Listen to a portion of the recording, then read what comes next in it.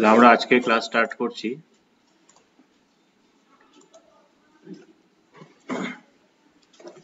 প্রথমে আমরা একটু এই জিনিসটা সম্বন্ধে একটু জানি, দ্যাট ইজ হচ্ছে ত্রিভুজ। ত্রিভুজ কি, কেমন দেখতে হয়, এর কি কি অংশ থাকে মোটামুটি আমরা জানি। যেমন ধরো এটা হচ্ছে একটা ত্রিভুজ। একটা ত্রিভুজের অংশ কি কি? একটা ত্রিভুজের অংশ বলতে আমরা 6টা অংশকে বুঝি। ত্রিভুজের 3টে বাহু, যেটা 1 নম্বর বাহু হয়, 3টে বাহু, 2 নম্বর বাহু, 3 নম্বর বাহু, এবং ত্রিভুজের হচ্ছে 3টে কোণ। এটা একটা, এটা একটা, এটা একটা। তো ত্রিভুজের বাহু এবং কোণ এর উপর ভিত্তি করে ত্রিভুজকে অনেক ভাবে ভাগ করা যায়। যদি আমরা ত্রিভুজের যদি ভাগ করি তাহলে আমরা জিনিসটাকে এরকম লিখতে পারি যে ধরো ত্রিভুজ, তাকে আমি দুটো ভাগ করলাম। একটা হচ্ছে বাহু ভেদে কি কি ত্রিভুজ পাওয়া যায়, আর একটা কোণ ভেদে, আর একটা হচ্ছে কোণ ভেদে। তো বাহু ভেদে আমরা যে ত্রিভুজগুলোকে পাই মোটামুটি এরকম ভাবতে পারি আমরা যে প্রথমে আমাদের যেটা আসবে সেটা হচ্ছে ধরো বিষম বাহু ত্রিভুজ। বিষম বাহু, বিষম বাহু ত্রিভুজ বলতে কোন ত্রিভুজকে বোঝাচ্ছে না, মোটামুটি যে ত্রিভুজের 3টে বাহুর দৈর্ঘ্য কেউ কারোর সঙ্গে সমান না। মোটামুটি এই ত্রিভুজটা দেখতেই পাচ্ছ যে 3টে বাহুর দৈর্ঘ্যই আলাদা আলাদা, এটা হচ্ছে বিষম বাহু ত্রিভুজ। নাম্বার 2 বলতে পারো হচ্ছে এটা সমবাহু ত্রিভুজ। সমদ্বিবাহু ত্রিভুজ। সমদ্বিবাহু এই কথাটাকে কেন বলা হচ্ছে সমদ্বিবাহু, তার কারণ হচ্ছে এর দুটো বাহু হচ্ছে সমান হবে, এর দুটো বাহু সমান হবে। তো মোটামুটি আমরা এখানে দেখতেই পাচ্ছি যে এই ত্রিভুজটা দুটো বাহু সমান, এটা হচ্ছে সমদ্বিবাহু ত্রিভুজ। আর নাম্বার 3 আমরা বলতে পারি যেটা, সেটা হচ্ছে যেটা বললো এক্ষুনি সমবাহু ত্রিভুজ। অর্থাৎ যে ত্রিভুজের 3টে বাহুর দৈর্ঘ্যই সমান, যে ত্রিভুজের 3টে বাহুর দৈর্ঘ্যই সমান তাকে সমবাহু ত্রিভুজ। তাহলে আমরা দেখলাম যে বাহু ভেদে আমরা ত্রিভুজকে এই 3টে ভাগে ভাগ করতে পারি। ঠিক একই রকম ভাবে আমরা যদি কোণ ভেদে যাই তাহলে কোণ ভেদেও আমরা এই ত্রিভুজকে ভাগ করতে পারবো। কোণ ভেদে যখন একটা ত্রিভুজকে ভাগ করা যাবে আমরা সূক্ষ্মকোণী, সমকোণী আর স্থূলকোণী ত্রিভুজ। তাহলে প্রথমে আমরা আসছি সূক্ষ্মকোণী।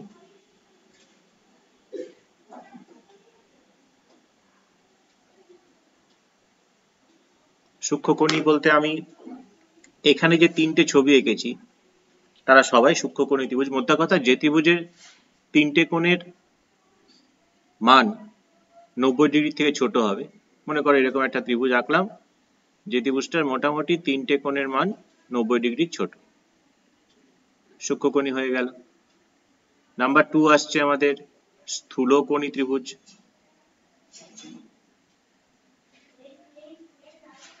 স্থূলকোণী ত্রিভুজ বোঝাই যায় যে ত্রিভুজের একটা কোণ স্থূলকোণ।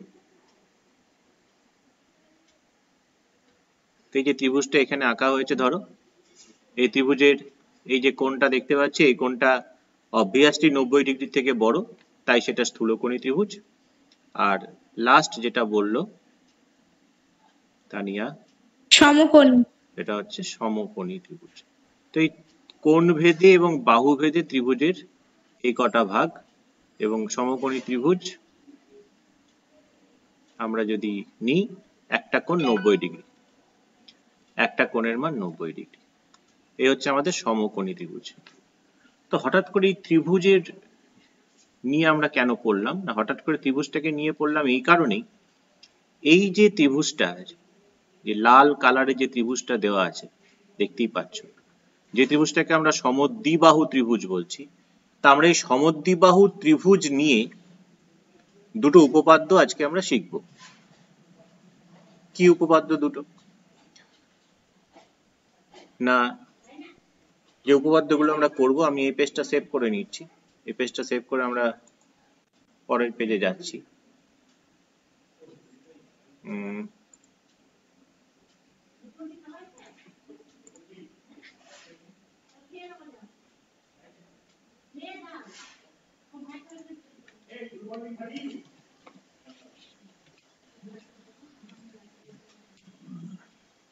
আচ্ছা, পরের পেজে যাই আমরা। পরের পেজে গিয়ে আমরা উপপাদ্য দুটোকে করব। তো উপপাদ্য দুটোর প্রথম উপপাদ্য কি বলছে? প্রথম উপপাদ্য বলছে, তোমাদেরকে আমি পাঠিয়েছি গ্রুপে, যে কোন ত্রিভুজের বলছে প্রমাণ করো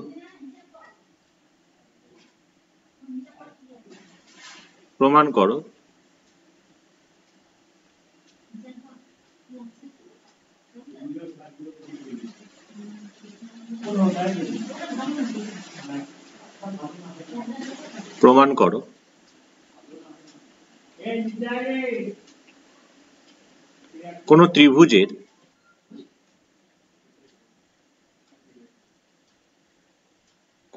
ত্রিভুজের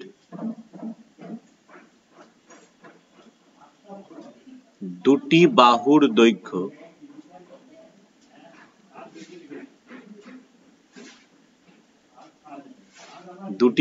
দৈর্ঘ্য সমান হলে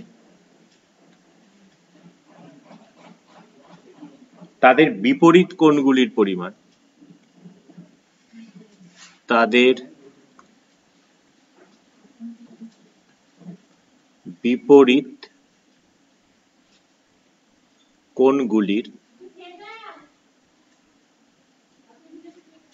পরিমাণ সমান হবে। এ হচ্ছে আমাদের শর্ত। এখন কি বলছে? প্রমাণ করো কোন ত্রিভুজের। তাহলে কোন ত্রিভুজ মানে আমাকে একটা ত্রিভুজ আঁকতে হবে তার দুটো বাহুর দৈর্ঘ্য সমান, অর্থাৎ আমাকে এমন একটা ত্রিভুজ আঁকতে হবে যার দুটো বাহুর দৈর্ঘ্য সমান। অন্য কোনো ত্রিভুজ আঁকলে হবে না। ধরো এই একটা ত্রিভুজ আঁকলাম যার দুটো বাহুর দৈর্ঘ্য সমান। নিশ্চয়ই চোখে দেখে বোঝা যাচ্ছে কোন দুটো বাহুর দৈর্ঘ্য সমান। তো নাম দিয়ে দাও ত্রিভুজটা। ওরা যেহেতু বলেছে নাম ABC, তাহলে সেটাকেই লেখো এখানে, মুখস্থ করার কিছু নেই। যে ধরি ABC একটি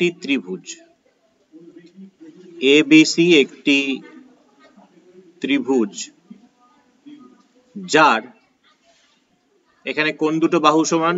AB is equal to AC। তার মানে এই বাহুটার সঙ্গে এই বাহুটার সমান। এখানে কি বলছে? প্রমাণ করো কোন ত্রিভুজের দুটি বাহু দৈর্ঘ্য সমান হলে, তো সমান তো হলো, তাদের বিপরীত কোণ। এখন বিপরীত কোণ বলতে কি বুঝবো? এর বিপরীতে কে আছে? যদি বিপরীত মানে কি? উল্টো দিকে। এই উল্টো দিকে গেলে তো ফাঁকা, কিছুই নেই। এদিকে গেলে ওদিকে যাওয়া যাবে না, তাহলে এদিকে বিপরীত হচ্ছে এটা। তাহলে বিপরীতে এই কোণটা, এই কোণটার নাম কি? এখান দিয়ে শুরু এখানে শেষ, বা এখান দিয়ে শুরু এখানে শেষ, ABC ও বলতে পারি, CBA ও বলতে পারি। যাই বলি না কেন, বিটাকে আমাকে মাঝখানে রাখতে হবে। তাহলে চলে এসো, প্রমাণ করতে হবে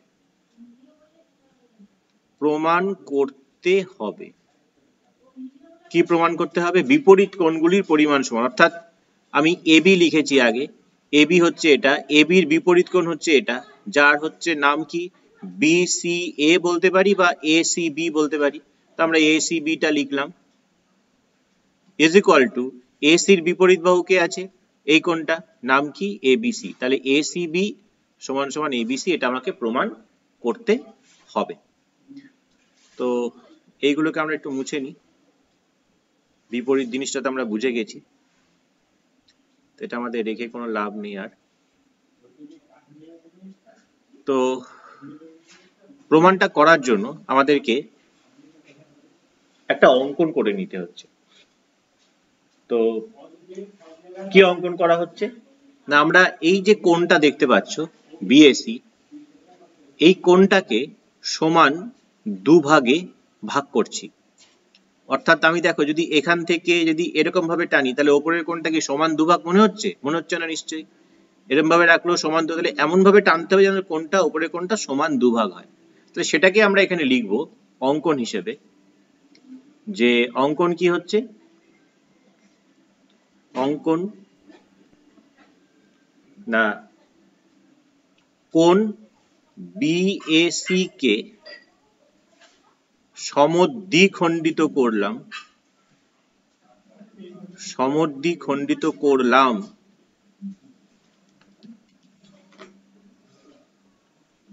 যা বিসি কে, এখানে একটা নাম দিয়ে দিই ডি, বিসি কে ডি বিন্দুতে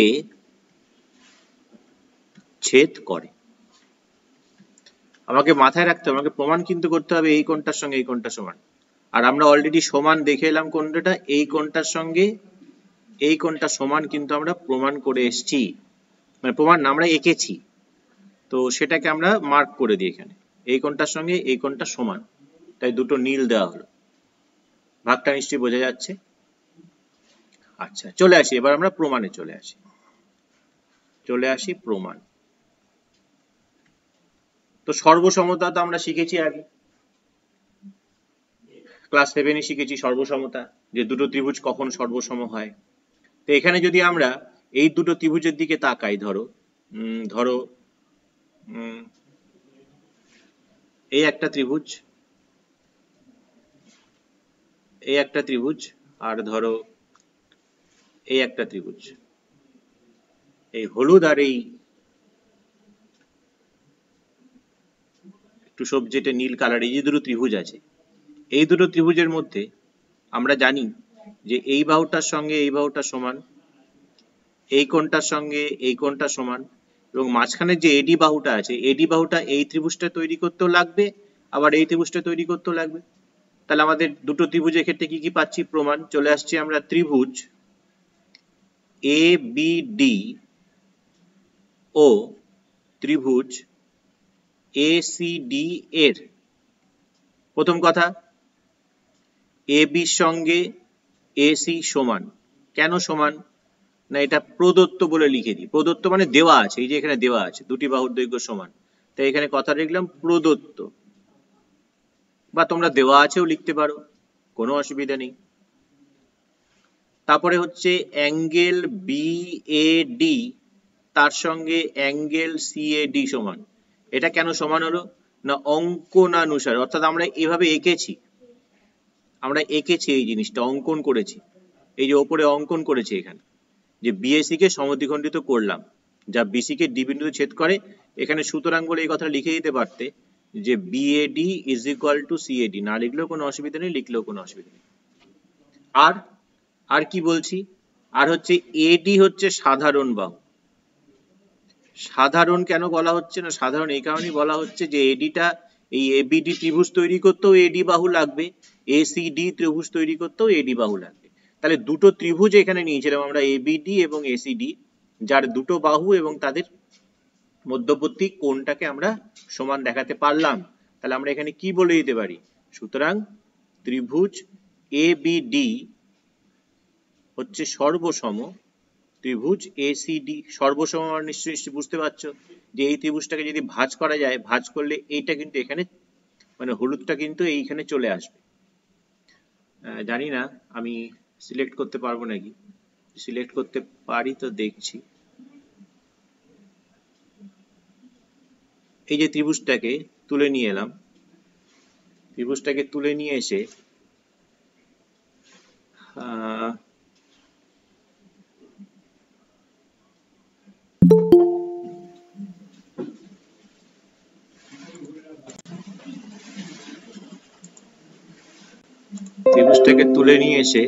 আমরা যদি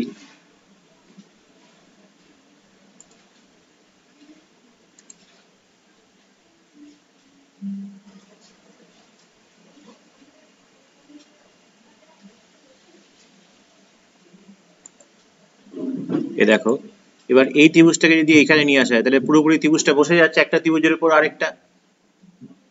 বুঝতে পারছো? এই যে দেখো হলুদ ত্রিভুজটা পুরোপুরি এই নীল ত্রিভুজটার উপরে বসে যাচ্ছে, তার মানে এর বির সঙ্গে কে সমান হচ্ছে? সি। এই কোণটার সঙ্গে এই কোণটা সমান হচ্ছে, তাহলে আমরা আগের পজিশনে নিয়ে যাই আবার। তাহলে যখনই ত্রিভুজ দুটো সর্বসম হয়ে গেল, তাহলে আমরা কি বলতে পারি যে সুতরাং এই আগে লিখেছি এবিডি ত্রিভুজ, তাহলে এবিডি ত্রিভুজের অ্যাঙ্গেল এবিডি র সঙ্গে ওই ত্রিভুজটার এসিডি কোণ সমান। এবিডি বলতে কোন কোণটা বোঝায়? এবিডি বলতে তো এই কোণটা বোঝায়। আচ্ছা, এবিডি যদি এই কোণটা হয় তাকে কি আমরা এবিসি লিখতে পারি না?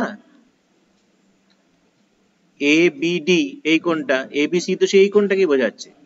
আবার এসিডি যদি এইটুকুনি কোণ হয় তাকে কি আমরা এসিবি বলতে পারি না? তাহলে প্রমাণিত হয়ে গেল আমাদের। না বুঝতে পারলে বলো।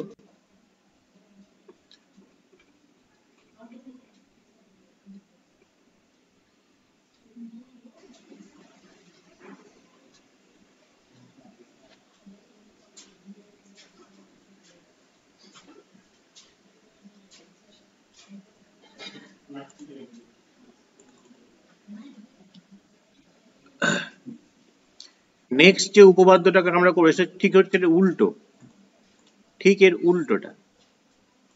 উল্টোটা বলতে যে আমরা আগেরটাই করেছিলাম হচ্ছে, আগেরটা ছিল তোমাদের বইয়ের উপপাদ্য 4, এটা উপপাদ্য 6। সেটা হচ্ছে এটা যে প্রমাণ করো উল্টো জিনিসটা, যে কোণগুলো সমান হলে বাহুগুলো সমান হবে। প্রমাণ করো কোন ত্রিভুজের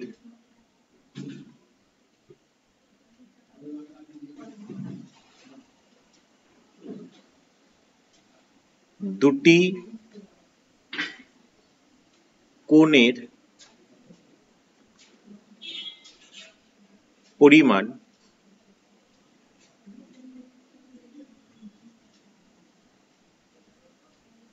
সমান হলে তাদের বিপরীত বাহুগুলোর দৈর্ঘ্য সমান হবে। তাদের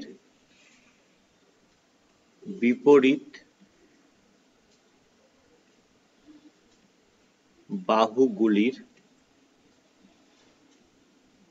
দৈর্ঘ্য সমান হবে। তো আমরা জাস্ট আগেরটায় যা করেছি এখানে কিন্তু ঠিক তার উল্টোটা আমি দেখিয়ে দিচ্ছি।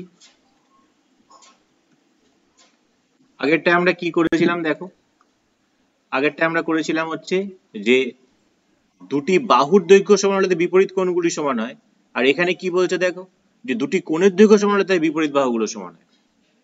তো এখানে একটা ত্রিভুজ এঁকে নিচ্ছি একই রকম ভাবে, একটা ত্রিভুজ এখানে এঁকে নিলাম যার দুটো কোণের দৈর্ঘ্য সমান। ধরা যাক এই হচ্ছে সেই ত্রিভুজ, ত্রিভুজটার নাম দিয়ে দিই, ত্রিভুজটার নাম এবিসি, ত্রিভুজটার নাম এবিসি। তাহলে এই কোণটার সঙ্গে ধরা যাক এই কোণটার সঙ্গে ত্রিভুজটার এই কোণটা সমান।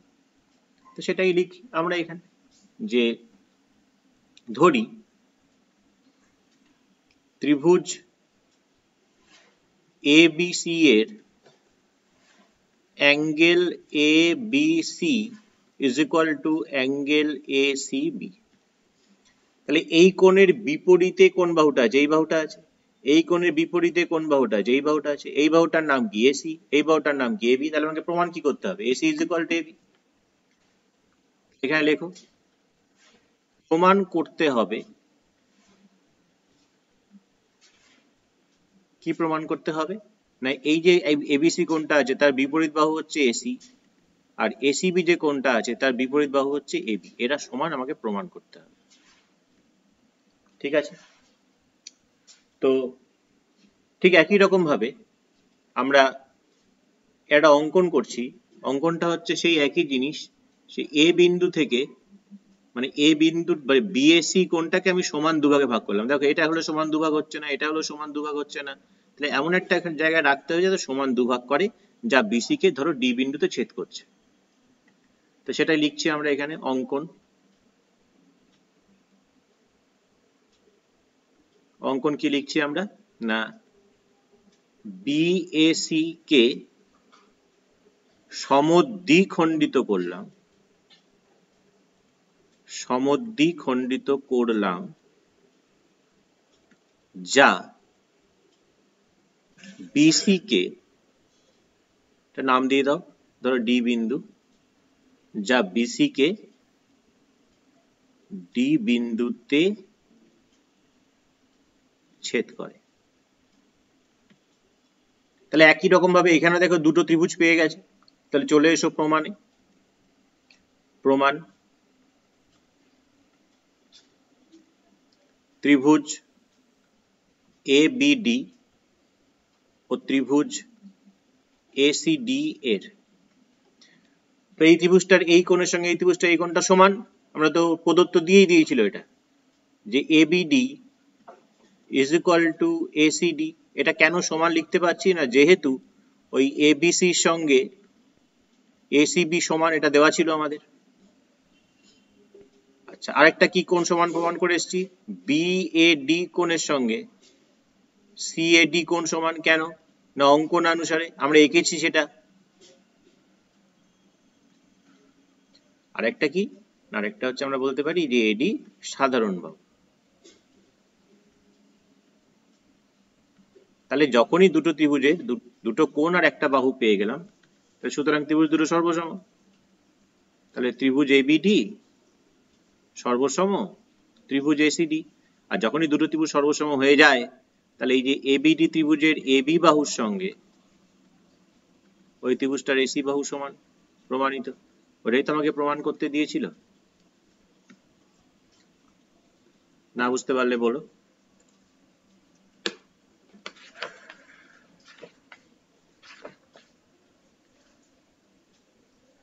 এরপরে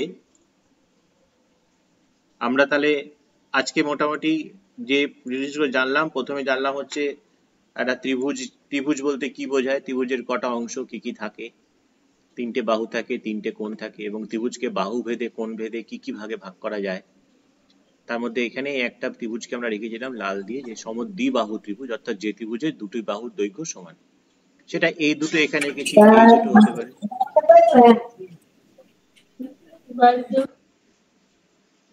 কোনো প্রশ্ন থাকলে বলো, আর যদি প্রশ্ন না থাকে তাহলে প্লিজ মিউট করে রাখো। তো এটাকে আমরা এখানে দেখলাম, তো সেখান থেকে আমরা জাস্ট এই সমদ্বিবাহু ত্রিভুজটা নিয়ে কাজ করলাম। দিয়ে পরে আমরা দেখলাম যে একটা উপপাদ্য আমাদের প্রমাণ করো, কোন ত্রিভুজের দুটি বাহুর দৈর্ঘ্য যদি সমান হয় তাহলে বিপরীত বাহু বিপরীত কোণগুলো সমান হবে। আর তারপরে যেটা শিখলাম আমরা সেটা হচ্ছে যে একটা ত্রিভুজের দুটি কোণ যদি সমান হয় তাহলে তাদের বিপরীত বাহুগুলোর দৈর্ঘ্য সমান হবে। তাহলে এই উপপাদ্য দুটোকে আমরা করি, এই উপপাদ্যগুলোকে দিয়ে আমাদের কিন্তু অনেক পরবর্তীকালে কাজ করতে হবে, অঙ্ক করতে হবে। তো আজকে আমরা চলে যাচ্ছি পাটিগণিতের একটা চ্যাপ্টারে, যেটাকে আমরা ত্রৈরাশিক পদ্ধতি বলছি। সেই ত্রৈরাশিক পদ্ধতিতে আমরা চলে যাচ্ছি, চ্যাপ্টার 10, চ্যাপ্টার 10।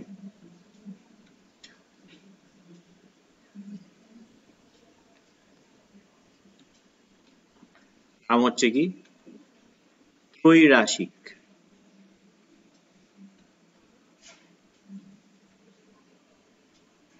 ত্রৈরাশিক পদ্ধতি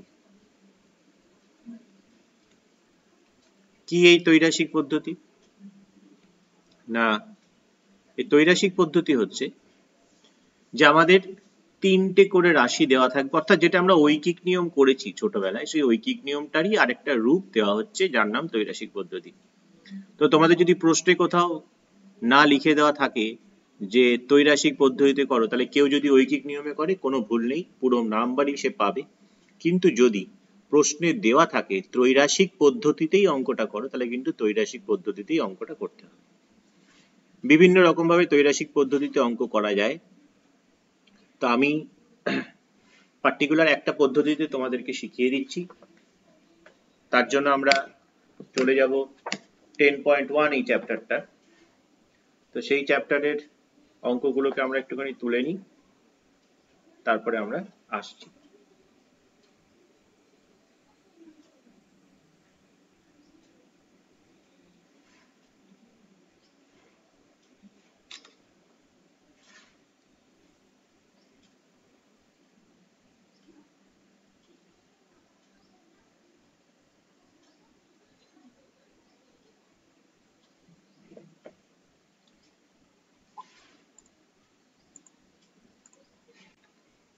তো 10.1 যে চ্যাপ্টারটা আছে সেই চ্যাপ্টারটার ফার্স্টের অঙ্কটাই তুলে নিই আমরা।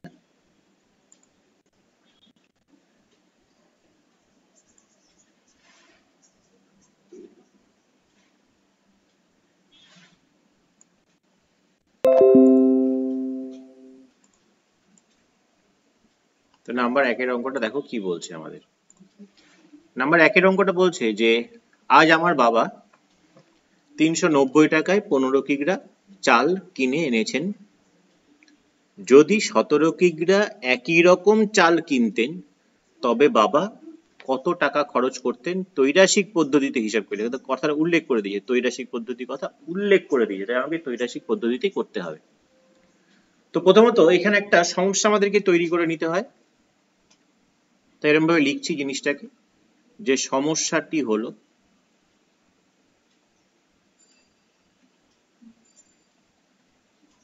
প্রথমত এখানে দুটো ভেরিয়েবল আমাকে তৈরি করতে হয়। এখানে দেখো লক্ষ্য করে কি আছে, টাকা আছে, একটা দাম যেটাকে বলছি, আর একটা আছে চালের পরিমাণ। তো আমরা সেই দুটোকে এখানে লিখে নিচ্ছি। একটা লিখে নিচ্ছি হচ্ছে, যেহেতু আমাকে দাম বের করতে হবে কত খরচ করতে, তাই দামটাকে আমি শেষে রাখছি। তাহলে এখানে আমি দুটো সমস্যাটা লিখছি। প্রথমে লিখছি চালের পরিমাণ, চালের পরিমাণ, আর একটা লিখছি দাম। এই দামটা কিসে আসছে না টাকাতে আসছে, আর চালের পরিমাণটা আসছে কেজিতে। এখানে না লিখে নিচেও লিখতে পারো, কোনো অসুবিধে নেই। তো এই চালের পরিমাণ, এটা হচ্ছে আমাদের দাম। চালের পরিমাণ প্রথমে আমাদের ছিল কত কেজি, 15 কেজি। যদি এখানে কেজিটা না লিখতাম তাহলে এখানে লিখতাম, আর এখানে যদি টাকাটা না লিখতাম তাহলে এখানে লিখতাম 390 টাকা। যেহেতু ওপরে লিখে দিয়েছি তাই নিচে লিখছি না। কি বললাম বোঝা যাচ্ছে? যদি এখানে না লিখতাম কেজি তাহলে এখানে লিখতাম কেজি বা কিগ্রা। যদি এখানে টাকা না দিতাম তাহলে এখানে লিখতাম টাকা, কোনো অসুবিধা নেই। তাই যেহেতু ওপরে লিখছি তাই এখানটা লিখলাম না, মুছে দিলাম।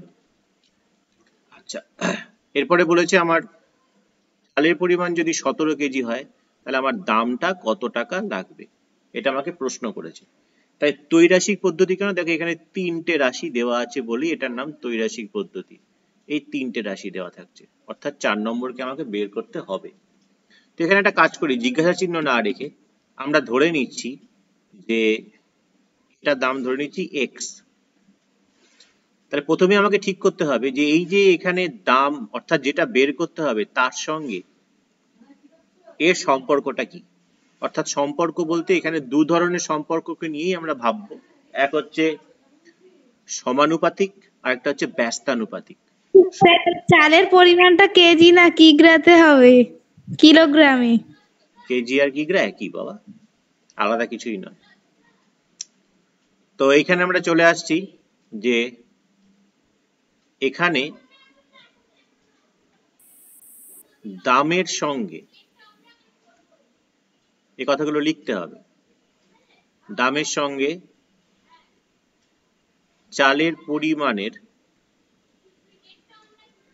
চালের পরিমাণের সমানুপাতিক সম্পর্ক।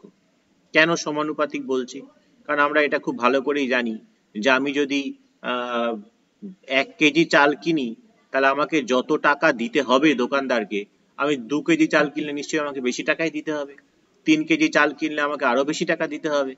তাহলে আমাদের এখানে গ্রাফের সাহায্যে আমরা দেখতে পারি যে চালের পরিমাণ যদি বাড়ে তাহলে দামের পরিমাণটাও বেড়ে যাচ্ছে, মোট দামের পরিমাণ। তাই এখানে সমানুপাতিক সম্পর্ক। এবার যেটা বলছি ঠিক সেই রকম ভাবেই তোমরা কাজ করবে।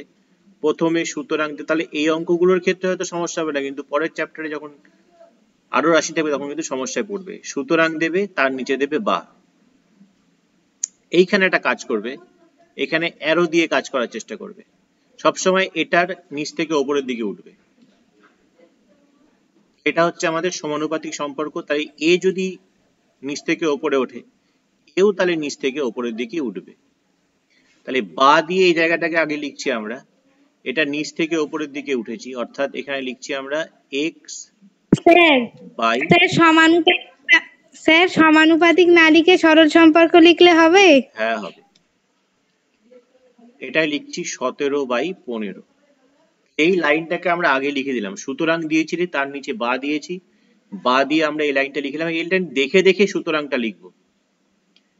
x/390 কে আমরা লিখবো হচ্ছে x:390 সমান সমানের জায়গায় দেব হচ্ছে ডবল যেটা আমাদের ওই প্রপোর্শনের চিহ্নকে ইন্ডিকেট করে, আর এটা হচ্ছে আমাদের 17:15। তাহলে এই লাইনটা দেখে কিন্তু এই লাইনটা লিখছি আমরা, মাথায় রাখবে। তাহলে কত হচ্ছে দেখো, এবার জাস্ট এক্সটা এখানেই থাকলো, 390 সমান সমান এদিকে আসলে উপরে উঠে যাবে, এখানে উঠে যাবে।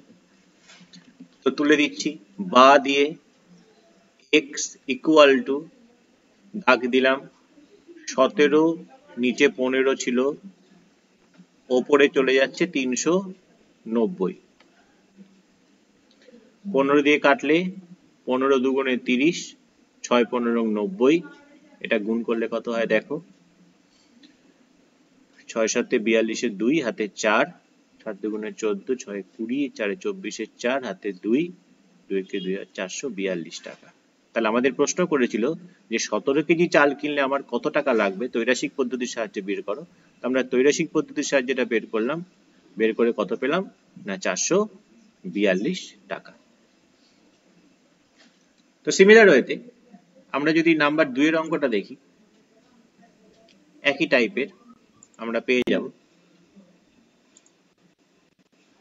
নাম্বার 2 দেখো কি বলছে,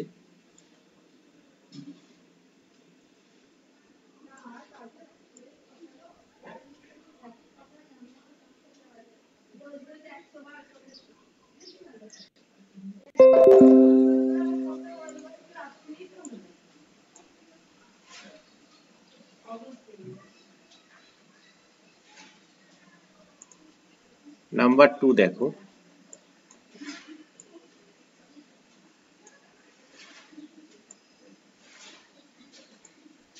একটু ছোট করে নি।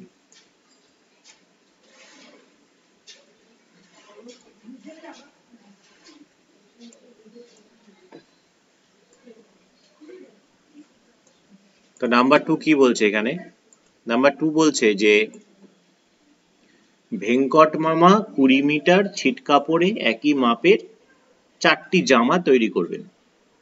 তাহলে এরকম 12টি জামা তৈরি করতে হলে ভেঙ্কট মামাকে কত মিটার ছিট কাপড় কিনে দিতে হবে। তাহলে বোঝাই যাচ্ছে যে এখানে যে দুটো ভেরিয়েবলকে নিয়ে আমরা কাজ করব, সেই দুটো ভেরিয়েবল হচ্ছে কারা কারা না, সে একই রকম ভাবে সমস্যাটি আমরা এখানে লিখছি।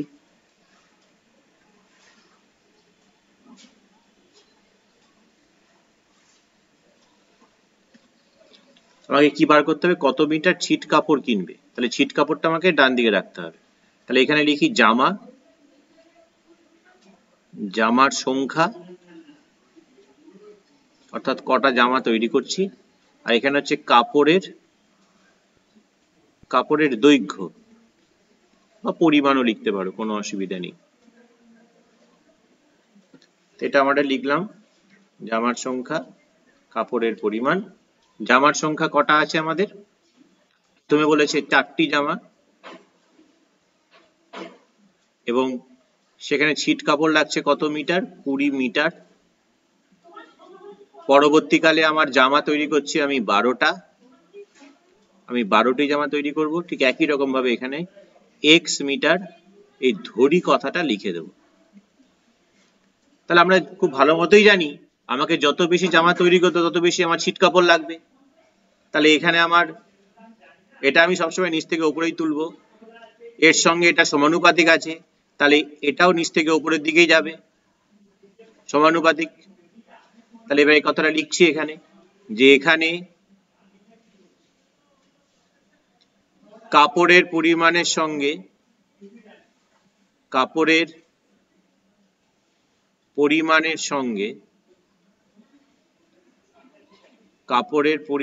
সঙ্গে জামার সংখ্যার সরল সম্পর্ক। তানিয়ারটা লিখলাম, এখন তানিয়া কনফিউজ হচ্ছিল। তারপরে একই রকম ভাবে আগে দেব সুতরাং, তার নিচে বা দিয়ে আমরা আগে কাজটা করব, নিচ থেকে উপরে উঠেছি, অর্থাৎ এখানে লিখবো হচ্ছে আমরা এক্স বাই 20 সমান সমান, এখানে দাগটাও নিচ থেকে উপরে গেছে, অর্থাৎ নিচেরটা যাবে আগে লিখবো, তারপরে উপরেরটা নিচে। এটা দেখে দেখে আমি উপরের লাইনটা লিখবো, অর্থাৎ x by 20 that is x is to 20 সমান সমানের জায়গায় আমরা ডবল ইস টু দেবো, 12/14 কে আমরা লিখছি 12:14। এবার আমরা স্যার 4 হবে ওটা 4। হ্যাঁ,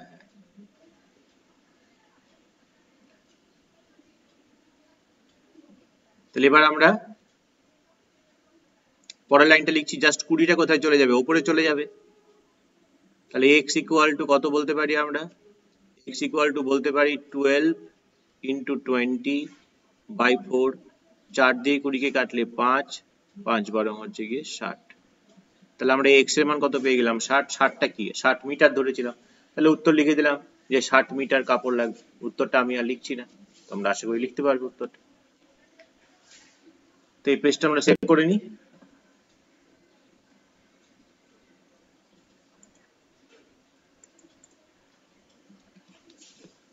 আচ্ছা, নেক্সট পেজে আমরা যাই। এবার একটা ব্যস্তানুপাতিকের কোনো অঙ্ক দেখি যদি পাওয়া যায়। তো নাম্বার 3-এরটাই দেখা যাক কি হচ্ছে। এখানে কিন্তু একদম বাস্তব যে আমাদের বুদ্ধি, সেই বাস্তব বুদ্ধি দিয়েই কিন্তু আমাদেরকে অঙ্কগুলো করতে হবে, অর্থাৎ আমাদের এমনি ক্ষেত্রে যা হয় তাই দিয়ে কিন্তু ভাবতে হবে, তবে কিন্তু আমরা অঙ্কগুলো করতে পারবো। আচ্ছা, তো এখানে কি বলছে দেখো, বলছে যে বকুলতলা গ্রামে একটি পুকুর কাটতে 30 জন লোকের 15 দিন সময় লেগেছে। যদি 25 জন লোক ওই পুকুর কাটতো তাহলে কতদিনে কাজটা শেষ করতো, তাহলে দিনটা আমাকে বের করতে হবে। তাহলে এখানে সমস্যাটাকে আমরা লিখছি। প্রথমত লিখছি হচ্ছে এখানে আমাদের লোক সংখ্যা, প্রথমে লিখছি লোক সংখ্যা, তারপরে আমরা লিখছি দিন সংখ্যা।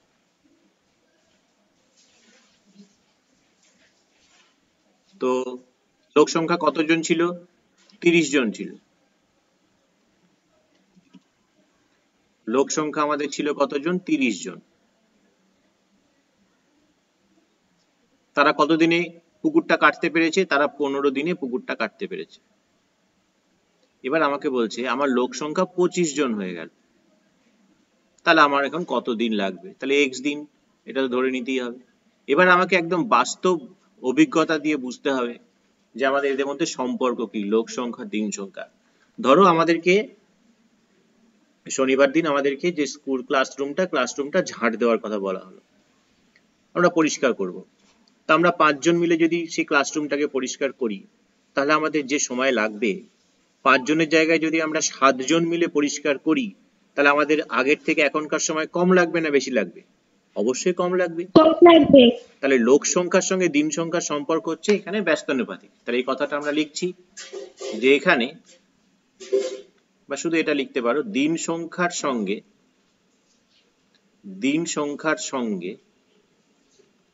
লোক সংখ্যার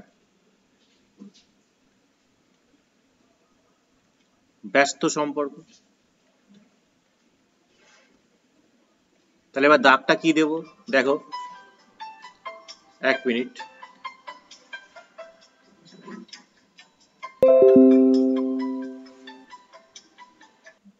তো দেখো এখানে আমাদের এইটা কিন্তু সবসময় নিচ থেকে উপরের দিকেই যাবে, কিন্তু এখানে আমরা কি দেখলাম যে লোক সংখ্যা আর দিন সংখ্যার মধ্যে ব্যস্তানুপাতিক সম্পর্ক, তাই এটা উপর থেকে নিচের দিকে নামলো। তাহলে একই কাজ, সেই আমাদের আগে দেব সুতরাং, তার নিচে দেব বা থেকে কাজটা শুরু করব। এখানে আমরা কি লিখব, নিচ থেকে উপরের দিকে উঠেছে, তার মানে আমরা এখানে লিখব x by 15 is equal to, কিন্তু এটা কি ওপর থেকে নিচের দিকে নেমেছে, অর্থাৎ এখানে আমরা লিখব ওপরে 30 নিচে 25। নিশ্চয়ই দাগের সঙ্গে এটাকে মেলাতে পারছো, এই দাগটা দেখো নিচ থেকে উপরের দিকে উঠেছে বলে নিচটাকে উপরে লিখেছি, উপরেরটাকে নিচে লিখেছি। এটা উপরের থেকে নিচের দিকে নেমেছে, তাই উপরেরটা উপরে থাকছে, নিচেরটা নিচে থাকছে। এটা দেখে দেখে উপরের লাইনটা লিখবো ঠিক একই রকম ভাবে, x is to, তাহলে অঙ্কটা কিন্তু এই ব্যস্তানুপাতিক সম্পর্ক কি করে লিখতে হয়, অঙ্কটা কিন্তু এখানে হয়ে গেছে। এবার তো আমাদের ক্যালকুলেশন ঠিক যেভাবে ক্যালকুলেশন করেছি আমরা আগের গুলো, এটা তো সে 15টাকে জাস্ট উপরে তুলে দেবো। x equal to 30 into 15 by 25, 5 দিয়ে 5 5 25, 5 6 30, 5 দিয়ে 3 5 15, দ্যাট ইজ ইকুয়াল টু 18। তাহলে দেখা যাচ্ছে যদি 25 জন লোক কাজটা করতো তাহলে আমার সেই পুকুরটাই কাটতে কতদিন সময় লাগতো? অবভিয়াসলি 18 দিন সময় লাগতো। তো আমরা এরকম ভাবে 10.1 এর টোটালটাই হোমওয়ার্ক তোমাদেরকে থাকলো দেওয়া।